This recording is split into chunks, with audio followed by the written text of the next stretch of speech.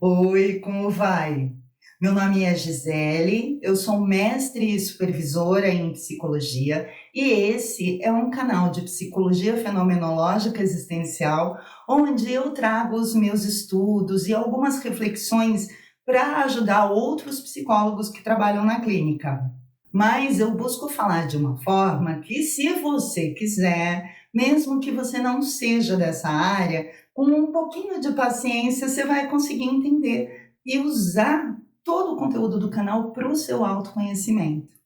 Hoje, por exemplo, nós vamos conversar sobre um modo de compreender e de viver o amor que muitas pessoas ainda consideram como sendo uma forma correta de amar, mas que, na verdade, é a forma que gera um dos maiores problemas que os relacionamentos amorosos podem sofrer.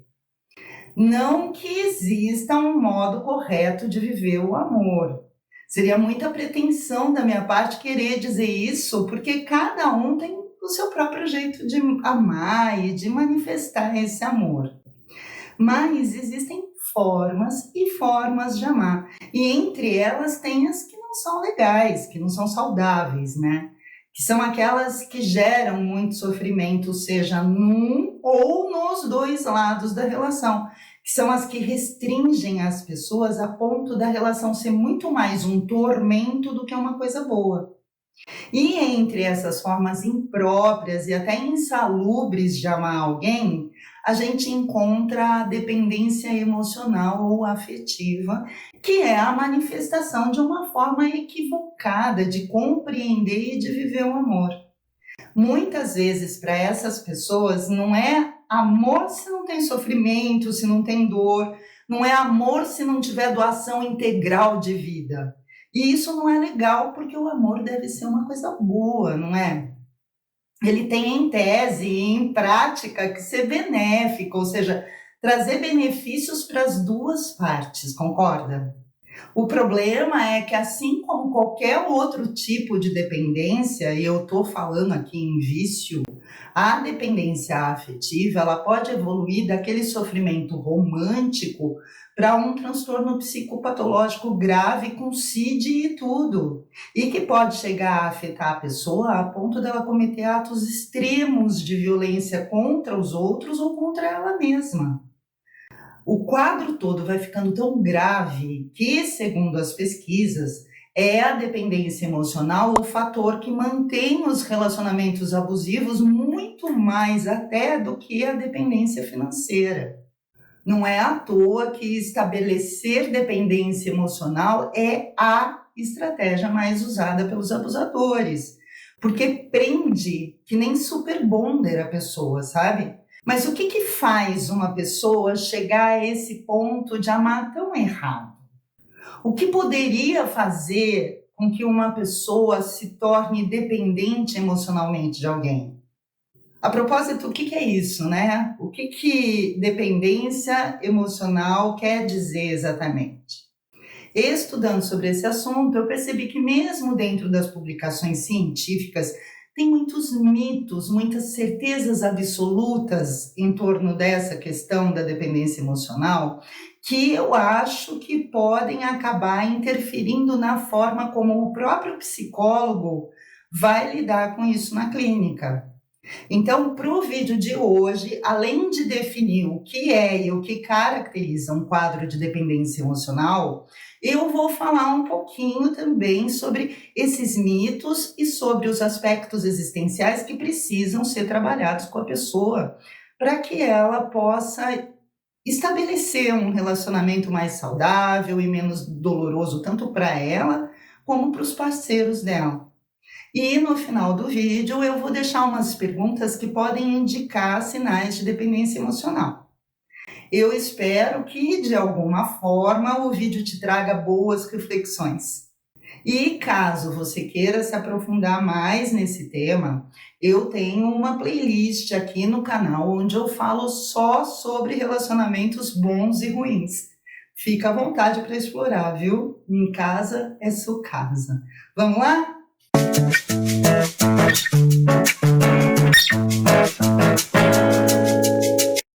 Enquanto eu estava preparando esse episódio, duas músicas do Barão Vermelho ficaram assim que nem chiclete grudado na minha cabeça. E eu acho que é porque só pelo título elas já explicam muita coisa a respeito do que é dependência emocional. As músicas são Carente Profissional e Todo o Amor que Houver Nessa Vida. O dependente emocional é o carente profissional. Não encontrei nome melhor para isso, porque ele é o cara que vive em função da relação. E quando não tem relação, ele vive na função de encontrar outra. Ele dificilmente está sozinho porque ele acha que sempre está faltando um pedaço, como diz a música. Ele se sente incompleto e o desespero é tão grande que ele está disposto a dar todo o amor que houver nessa vida, literalmente, em troca de se sentir completo. O que define um comportamento de dependência emocional é justamente essa percepção de insuficiência, de não ser capaz de viver sem alguém. E a partir dessa coisa de estar faltando um pedaço, a pessoa dependente emocional ou afetivamente, ela se sente tão insegura para fazer as escolhas dela e para tomar as próprias decisões, que ela vai se dispor a se submeter a qualquer condição só para manter o vínculo com alguém. A gente está aqui falando especificamente de relações afetivos sexuais, ok? Mas essas relações de dependência afetiva, elas podem acontecer também nas relações com os amigos, com os pais, enfim, em outras esferas, não só nessa de casais, tá? A dependência emocional é um cárcere afetivo, é a sensação de estar preso mesmo a outra pessoa. E a pessoa se prende ou fica presa porque ela sente de verdade, do fundo da alma dela, que ela é incapaz e que precisa constantemente de alguém que dê apoio e atenção para ela. Veja que não é ruim querer apoio e atenção. O amor faz parte das nossas necessidades básicas, porque ele é a liga das nossas relações mais íntimas, não é? Segundo a ACP, a abordagem centrada na pessoa, a necessidade de consideração positiva é básica para todo ser humano. Todo ser humano precisa da validação do outro para poder se afirmar como ser humano. E isso é um fato. Tanto que aqui na FENO, a gente diz que o Dasein é ser como os outros no mundo, tudo junto com o hífen, porque não dá para separar a gente dos outros. A gente precisa do outro para nascer, para viver e até para enterrar a gente depois que a gente morre, não é? Mas a questão aqui é que a pessoa dependente emocionalmente, ela requer a atenção e o cuidado do parceiro de uma forma descontrolada, sem limite. E para conseguir essa atenção, ela é capaz até de se prejudicar sem titubear em nome do amor. E fica sem comer, sem dormir, sem ir trabalhar e assim por diante. O problema central da pessoa que assume esse modo de cuidado, então, é que ela tem uma visão distorcida dela mesma. Ela se sente incapaz de ser ou de viver sozinha. Então, como eu já disse, ela é capaz de se submeter a qualquer coisa para não ser abandonada. E nisso de achar que não pode viver só, nesse desespero para não ser abandonado, é que vão começar os grandes problemas da relação. Porque uma pessoa dependente afetivamente, ela se torna uma pessoa abstinente. Ela chega a ter sensações físicas de abstinência e cobra que a pessoa sempre esteja por perto. Ela se torna possessiva, controladora, ela faz chantagem emocional. Enfim, ela passa a agir de uma forma abusiva sobre o outro e faz do relacionamento e da própria vida um inferno. Isso tudo porque, como ela acredita piamente que essa é uma forma plena de amar, ela espera que o outro haja da mesma forma que ela. E aí, então, é só desilusão. Na Gestalt terapia, eles chamam esse modo de se relacionar de relacionamento confluente, que é o contrário do relacionamento fluido, fluente, né? O que acontece é que a pessoa nessa situação altera o esquema de figura fundo dela. A figura, que é aquilo que prevalece, passa a ser o outro, ao invés de ser a equilibração dela própria.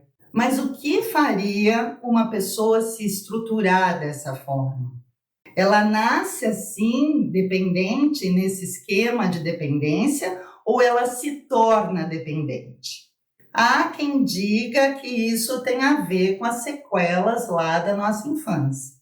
Na maioria dos artigos e livros que eu li, os autores relacionam o problema da dependência emocional à falta de amor na primeira infância ou à falta de uma figura de referência que pudesse oferecer segurança e conforto para ela. Eles vão tentar explicar isso usando uma teoria que a gente conhece como teoria do apego, do Bowlby, que foi um psicanalista e psiquiatra infantil. De fato, existe uma tendência em nós a usar aquilo que a gente tem como repertório para atuar. Se a gente aprendeu lá na primeira infância que para ser amado a gente precisa se sacrificar, é essa forma de amar que a gente vai pôr em jogo. Da mesma forma, se a gente aprendeu que sendo agressivo a gente consegue a atenção, é na agressividade que a gente coloca as nossas fichas quando a gente for se relacionar. Também tem quem diga que a pessoa já nasce com uma estrutura para se viciar. E talvez essas duas formas estejam corretas e até complementares de explicar a dependência emocional. Mas pensar que necessariamente a dependência emocional é algo que está diretamente relacionado à nossa infância, ou que algumas pessoas já vêm pré-configuradas a se tornarem dependentes emocionais, do meu ponto de vista, acaba restringindo a escuta do psicólogo e a forma como ele pode acolher a pessoa que está vivendo num modo dependente, porque pode ser que não seja nem isso nem aquilo. Eu acho que eu consigo explicar isso da seguinte forma, ó.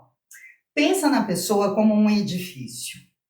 Esse edifício foi construído em cima de uma estrutura que tem as bases lá na infância, tá? Se a criança foi devidamente cuidada, se ela foi protegida, amada, a gente pressupõe que as bases desse edifício são firmes e que o prédio vai seguir a construção lá firme e forte, ok? Ok.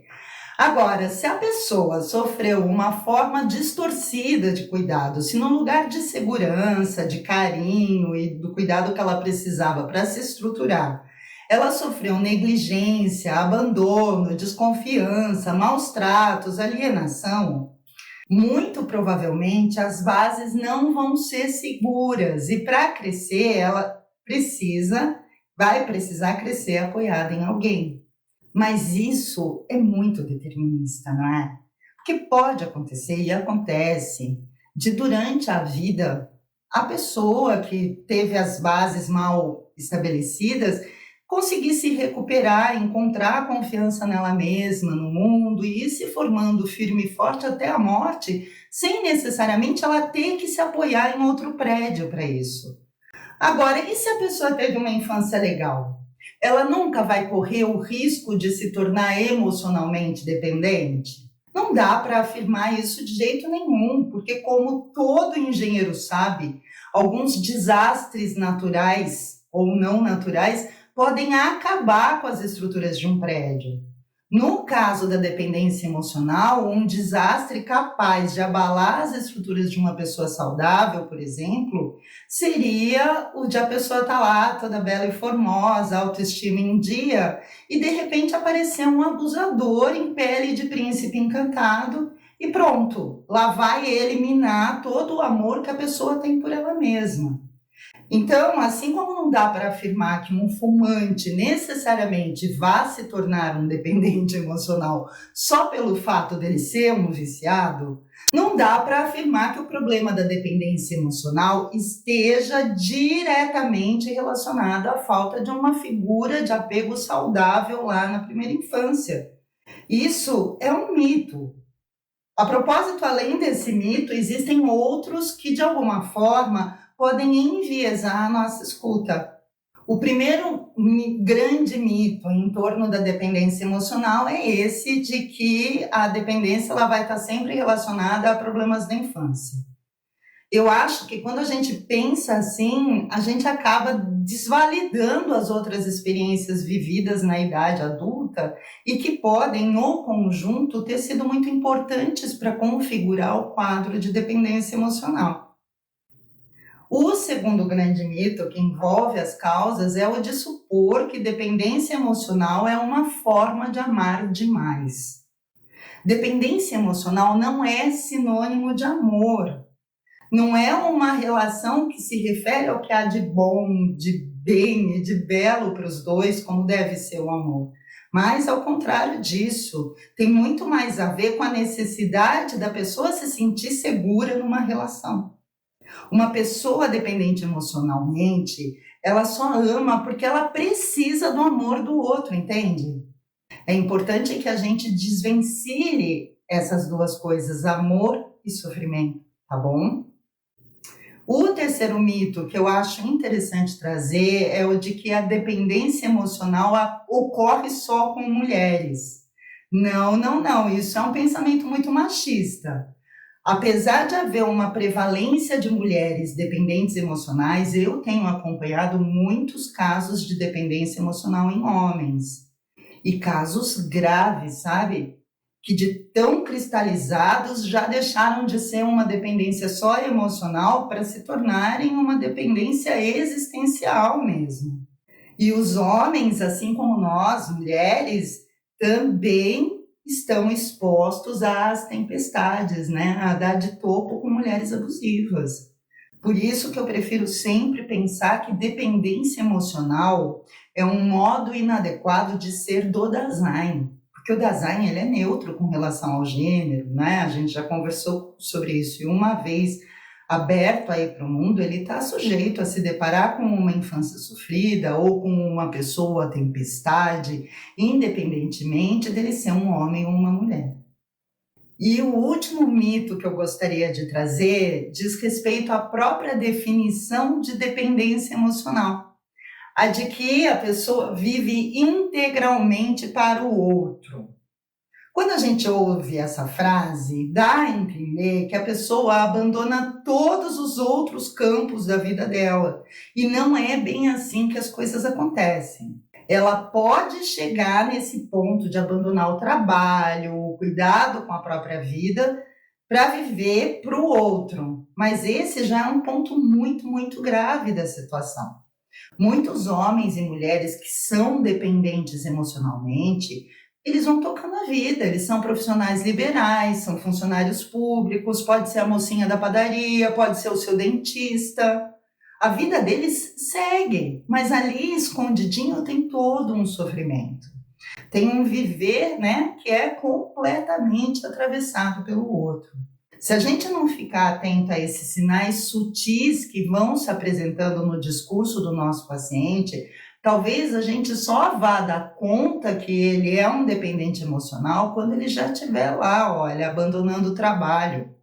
Então, para te ajudar a identificar esses sinais, eu vou deixar um compilado de perguntas que servem de guia para eu identificar se existe dependência emocional ou não, tá? Agora, para terminar, porque eu disse que a conversa ia ser breve, né?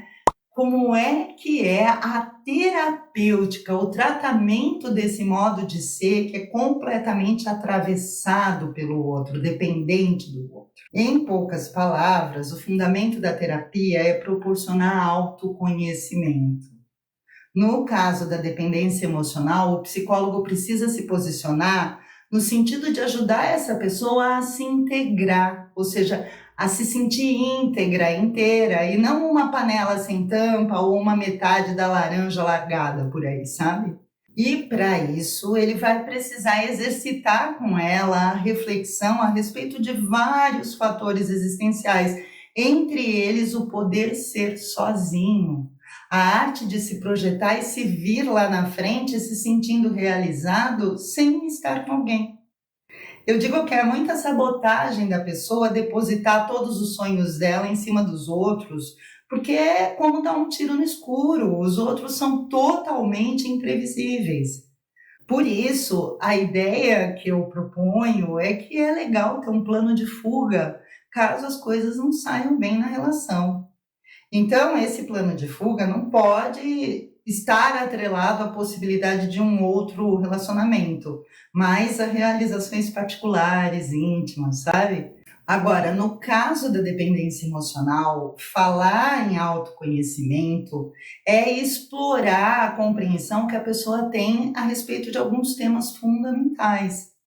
O primeiro deles, claro, é buscar compreender o que é o amor para aquela pessoa e o quanto isso fundamenta a atitude dela.